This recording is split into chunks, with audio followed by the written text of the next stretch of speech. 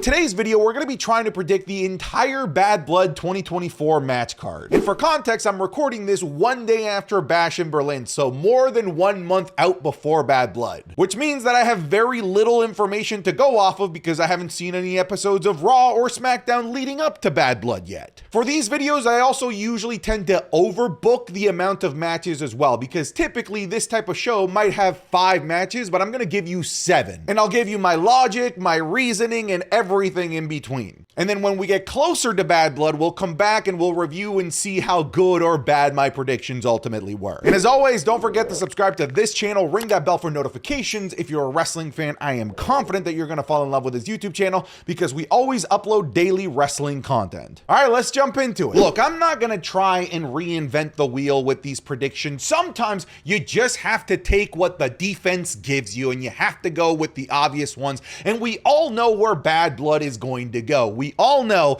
that it is heading down the road of destination CM Punk versus Drew McIntyre. This is going to be the tie-break match, and Bad Blood is known for Hell in a Cell matches. Every single Bad Blood in the history of the WWE has had a Hell in a Cell match, and not only that, all Bad Bloods have been main evented by a Hell in a Cell match, and I think that this is going to be a Hell in a Cell match, and I think that this warrants the main event, which is actually kind of crazy to say because Cody Rhodes is likely going to be on this card, and Cody Rhodes is from Atlanta, Georgia, where Bad Blood is taking place. But I feel like you have to follow tradition here. You brought back the name Bad Blood from the grave, a name that we haven't seen since like 2005, I believe. And if you're bringing it back, you should bring it back properly with a Hell in a Cell match to blow off the biggest feud of the entire summer, the best blood feud of the entire summer, and a show called Bad Blood in Hell in a Cell where these guys can absolutely just kill each other. I really genuinely believe that this deserves and should be the main event of this show. I understand Cody Rhodes is in it,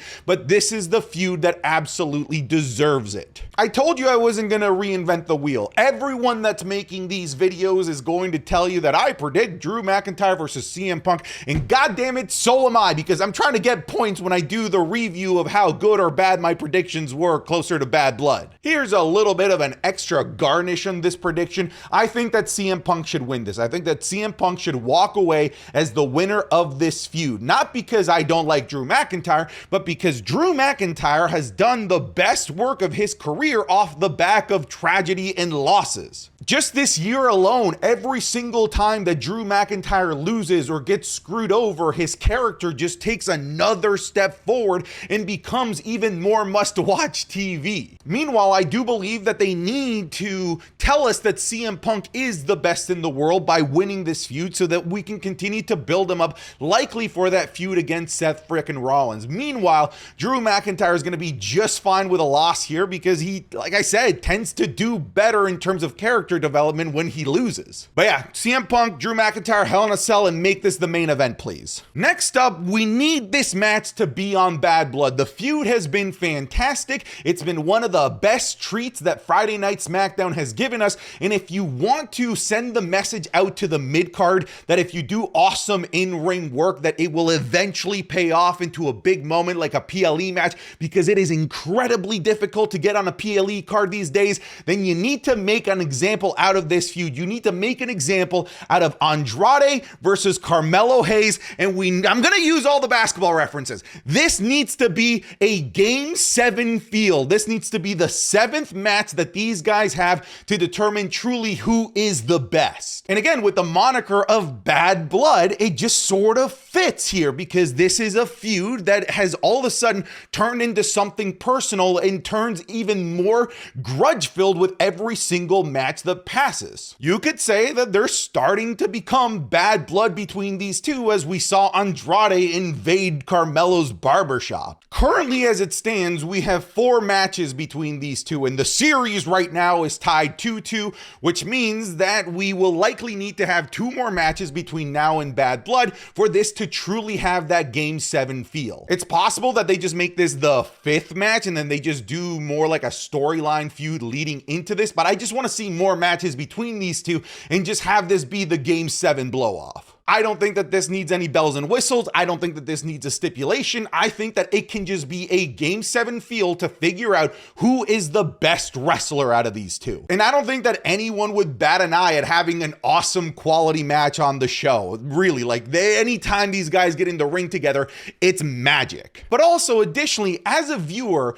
I want to feel rewarded for investing myself for so long in this feud, because if this just continues to blow off on SmackDown, I'm personally going to be a little bit let down. I really want to be rewarded for sticking around for so long and watching every single one of these matches. And I hope that the WWE recognizes that the fans at this point deserve a big culmination to this feud. Timing. Oh my God. Dude, the crowd is losing it. Oh! They're just, and then he power bombs him right on top of Drew. Oh. Kick from Cole. Oh, what he did against Ospreay. Rad, right? Yeah. Look at this angle, too.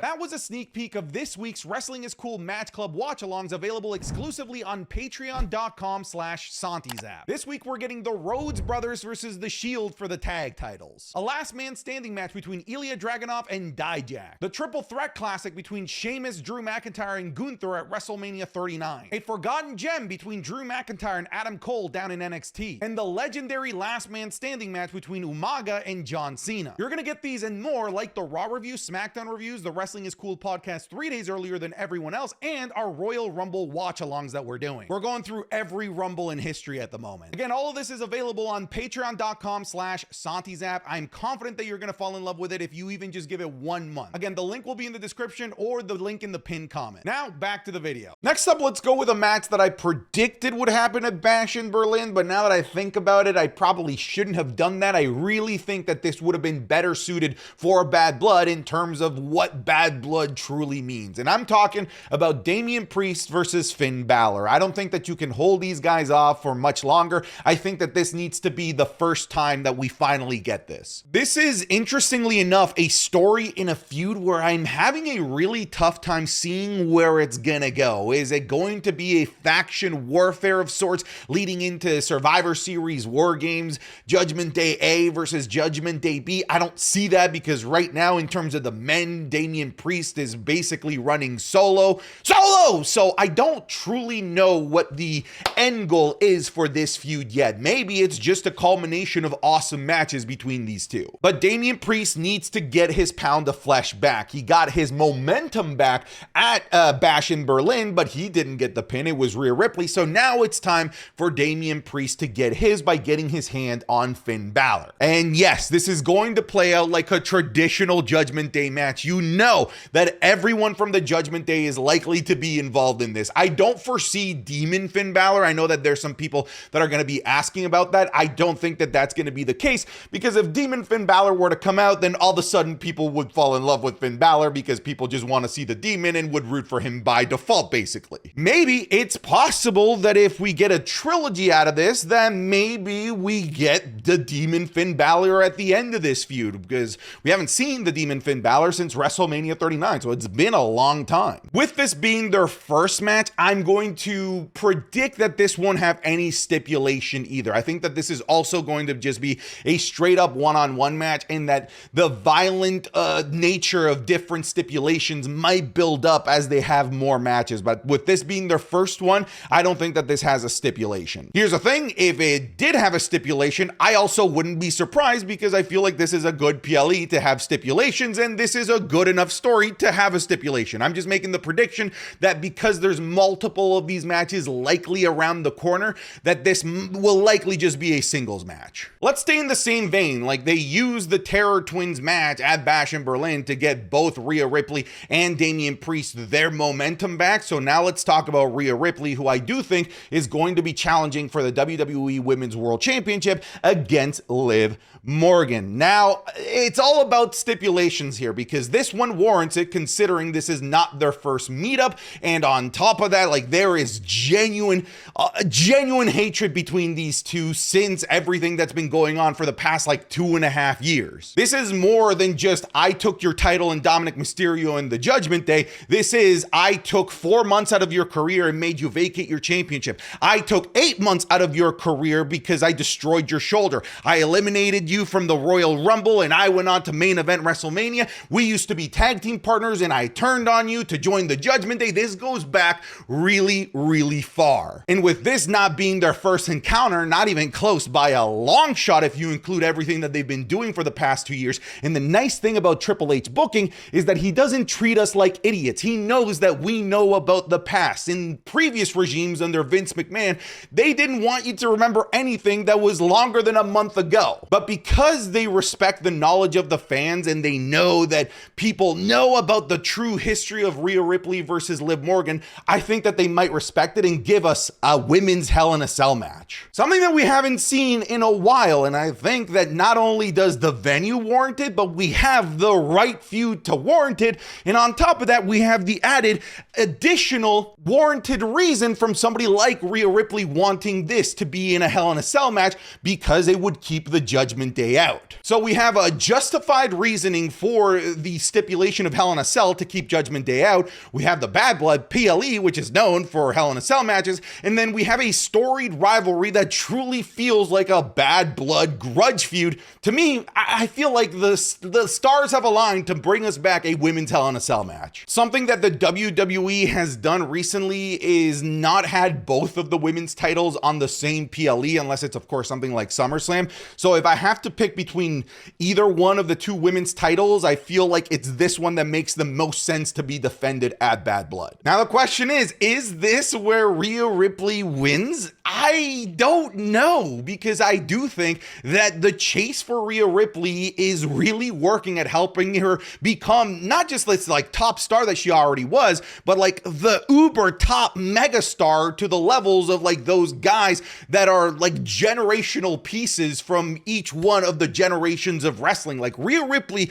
is on the cusp of potentially getting to that level of popularity. And all of those guys always got the most popular when they were chasing the championship. So I could see a world where Dirty Dominic Mysterio finds a way to break into the Hell in a Cell to give Liv Morgan the advantage here somehow. I think the only concern would be that this would now mean that Rhea Ripley has lost back-to-back matches to Liv Morgan in terms of singles matches, not including the Bash in Berlin match, which then I do think makes it more difficult to justify Rhea Ripley getting another shot at Liv Morgan. At least like when you try to break it down like sports style realistically, but this is wrestling. You don't need to do that. I kind of alluded to it here. I'm going to throw it out there in case it does happen, but between the two women's matches, I feel like Rhea Ripley versus Liv Morgan is far more likely, but I'll throw it out there just in case. Let's talk about Nia Jax versus Bayley for the WWE Women's Championship. A match that going into SummerSlam was like the least appetizing of all of the matches, and then when the match actually happened, it was freaking awesome. So far, Nia Jax is off to a strong reign as the WWE Women's Champion, defeating Michin in that awesome street fight, and in that very same street fight, we had Bayley make her triumphant return to a fairly large pop in front of that Berlin crowd. So they were saving the Bayley return for a big moment, and if they're saving the Bayley return for a big moment, it's possible that they're saving Bayley versus Nia Jax for a big match. Here's the thing, if it doesn't end up being Bad Blood, I wouldn't be surprised, because SmackDown kind of has its own little mini PLE feel episode coming up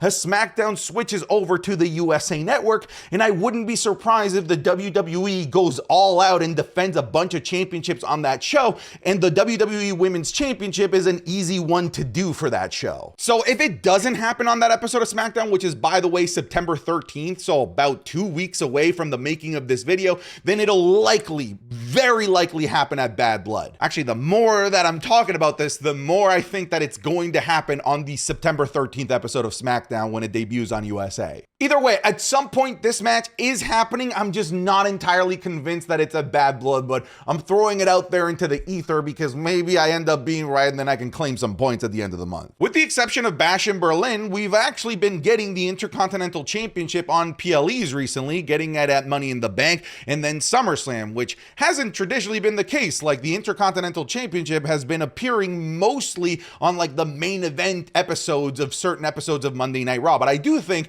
with with Bron Breakker being a Georgia boy, that he's going to defend the Intercontinental Championship here against whoever wins that #1 contendership that Monday Night Raw is currently doing. So I'm going to say it's going to be Bron Breakker. So now I have to predict who I think is going to win this tournament. And I think it's going to be main event Jey Uso. This is who they've set up. This is who got the grandiose, awesome entrance. This is the guy, the commentary he is talking the most about. This is, of course, the most popular guy. And on top of that, he's the only guy that Bron Breakker has talked about in his promos regarding the tournament. So I'm just kind of connecting the dots that WWE is giving me, and I'm going to say Jey Uso is going to win this. Will Jey Uso win the championship? You must be new around here. They're never going to give Jey Uso anything. I'm done with the expectations that I put on myself to get excited for Jey Uso only to have my heart ripped out from my chest every single time. Listen, if he's going to lose against Bron Breakker, I just hope that it's in a way that sets us up for something big going into the end of the year in Survivor Series War Games, which of course means that it would be something related to the Bloodline. And I do think that the Bloodline is going to be on this show, which could make it a possibility that the Bloodline helps Bron Breakker win here in some capacity. Not that Bron Breakker needs the help winning in any way, shape, or form, but hey, I'm just trying to think of the long-term outlook of Jey Uso. And him just losing clean here helps Bron Breakker for sure, but I don't know what the hell that does for Jey Uso in the long run. And speaking of the Bloodline, Cody Rhodes is for sure going to be on this card. He's the one on the main commercial and the poster of Bad Blood. Cody Rhodes versus Solo Sikoa. Solo Sikoa already called his shot, saying that he's got next. What does next mean in terms of date? Maybe, again, September 13th episode of SmackDown going into the USA Network, or it could be Bad Blood. I really had to toss a coin about whether it was going to be Solo Sikoa or Kevin Owens here, because it could be Kevin Cody at the episode of SmackDown or Bad Blood, or it could be Solo and Cody at that episode of SmackDown or Bad Blood. I feel like I just had to take a wild guess here. But in terms of the long-term narrative that they've of course been building for Cody Rhodes, like it starts and ends with the Bloodline, and I feel like if we're gonna get something Bloodline related, it's going to be at a PLE most likely. Which of course begs the question, is this where Jimmy Uso comes back? Is this where Paul Heyman returns? Do we get another triumphant return of the Tribal Chief Roman Reigns at Bad Blood? If the answer to all of those questions is yes, then this will actually be most likely the closer of the show, not CM Punk versus Drew McIntyre, which is why I think Roman Reigns is not going to be making an appearance here, but I do think Jimmy is a possibility. But I don't think that Jimmy Uso warrants superseding the top feud of the entire year in CM Punk and Drew McIntyre in their Hell in a Cell match to be worthy of closing the show. But I'm not gambling, man. Even though it could be Kevin Owens, I'm going to go with Solo Sikoa, and we'll see closer to the end of the month whether I pick the right one or not. All right, folks, that's it. Thank you so much for watching these predictions. Again, we'll review these closer to the end of the year, but that's it. I'm done and get out of here.